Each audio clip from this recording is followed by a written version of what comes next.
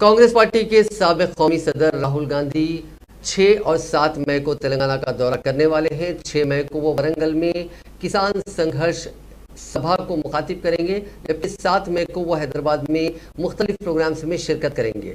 उनके इन्हीं प्रोग्राम्स में एक प्रोग्राम उस्मानिया यूनिवर्सिटी के तुलबा के साथ इंटरेक्शन का था, लेकिन उस्मानिया यूनिवर्सिटी के इंतज़ामिया ने उसकी इजाज़त नहीं दी। इसको लेकर आज भी यूनिवर्सिटी के अहाते में काफ़ी हंगामा हुआ और कुछ तुलबा तंजीमों ने ओयू के अहाते में एक रैली निकालते हुए मुतालबा किया कि राहुल गांधी को 7 मई को वहां जलसा करने की इजाज़त दी जाए।